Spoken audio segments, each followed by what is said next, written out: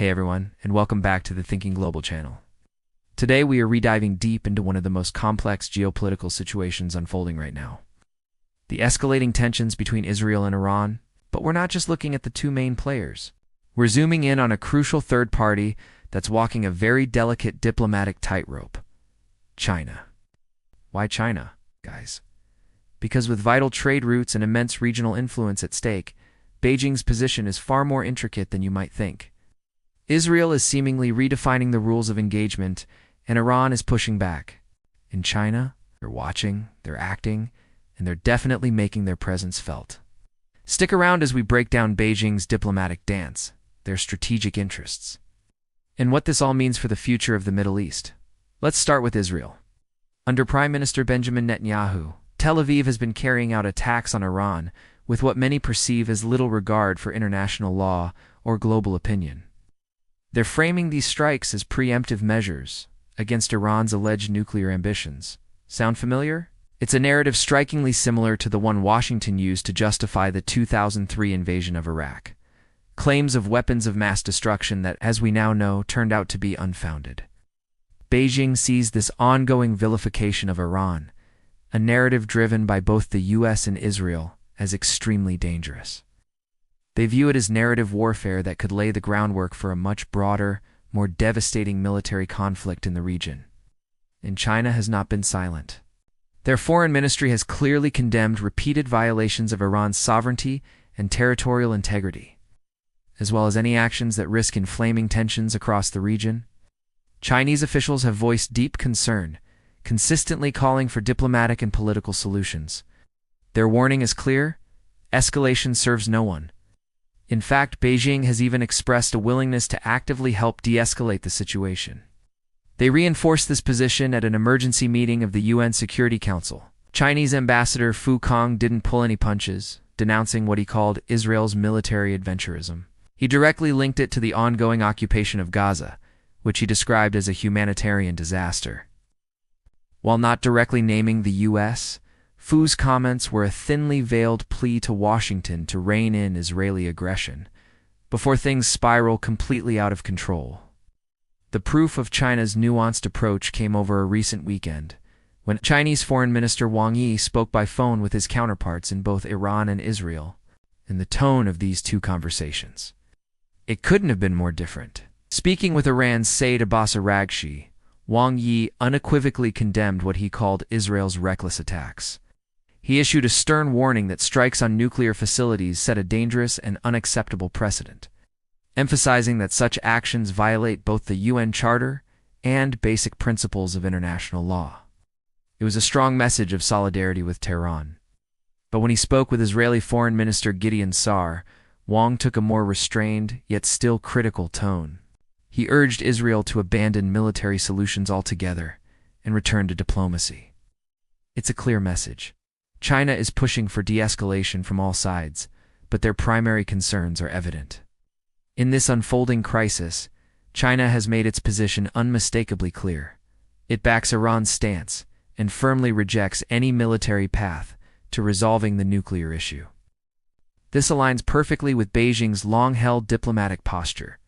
They recognize Iran's right to peaceful nuclear energy under the Nuclear Non-Proliferation Treaty, or NPT, while strongly opposing any move toward nuclear weapons. That would violate international norms and run completely counter to China's vision of a nuclear-free Middle East. Now, let's talk about the 2015 Joint Comprehensive Plan of Action, or JCPOA, that crucial nuclear deal that Iran has repeatedly asserted it supports, and that states it does not seek nuclear weapons. The deal, of course, collapsed after the United States unilaterally withdrew under President Donald Trump. With the possibility of Trump's return to the White House, fears were growing that he would once again elevate the Iranian nuclear issue, potentially threatening military action unless Tehran complies with U.S. demands. And here's where China and Russia step in. Both nations staunchly oppose such unilateral dictates. In March, Beijing actually hosted a trilateral meeting of Chinese, Iranian, and Russian deputy foreign ministers.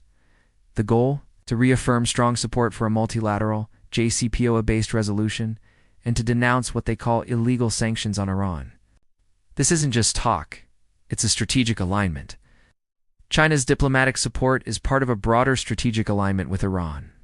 In 2021, the two countries signed a massive 25-year cooperation agreement. This isn't just a handshake deal. It covers trade, infrastructure, energy, technology, defense, education, and much more. It's effectively an exchange of long-term economic collaboration for a stable oil supply for China. And despite ongoing U.S. sanctions, China remains Iran's top trading partner and largest buyer of crude oil, purchasing as much as 90% of Iran's exports.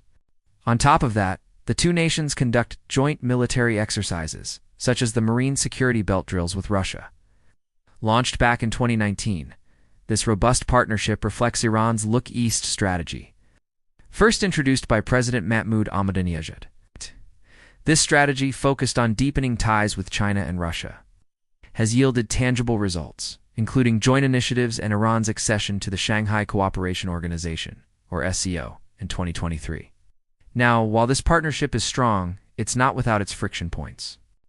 Unfulfilled investment promises, challenges stemming from those persistent sanctions, and mismatched expectations have, at times, strained the relationship.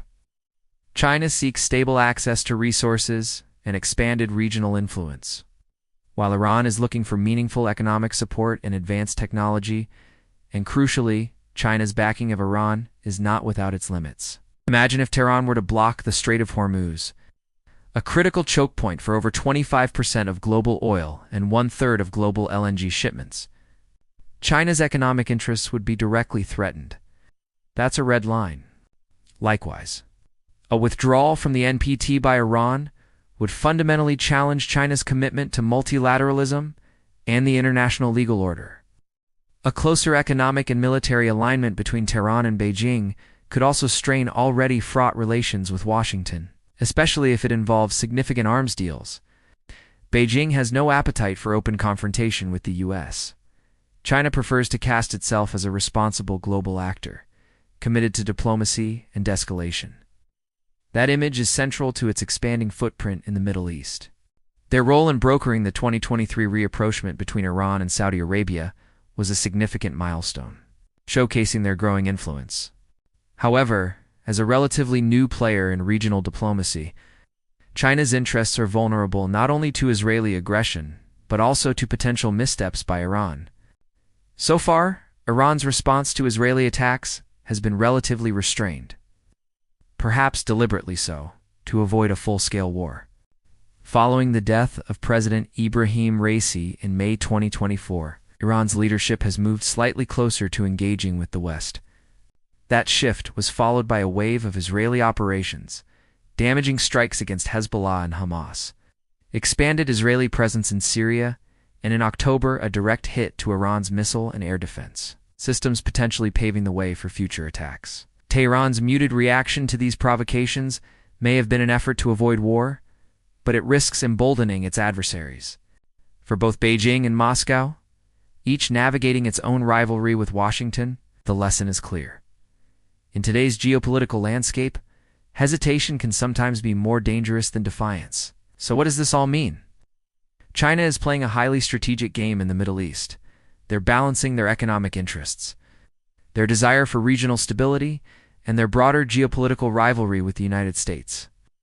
They've clearly sided with Iran on the issue of sovereignty and the rejection of military solutions, while also pushing for a return to diplomacy from all sides. But their influence isn't absolute. While they've invested heavily in their partnership with Iran, there are lines Tehran cannot cross without jeopardizing Beijing's support. The Strait of Hormuz, the NPT, and potential military escalation with the U.S. all present significant risks for China. The situation remains incredibly fluid and dangerous.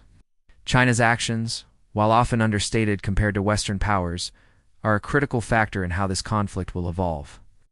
Will Beijing's diplomatic pressure be enough to de-escalate tensions? Or will the perceived hesitation of Iran embolden further aggression, leading to a wider conflict that no one, especially China, truly wants? What are your thoughts on China's role in the Israel-Iran conflict? Do you think their approach is effective?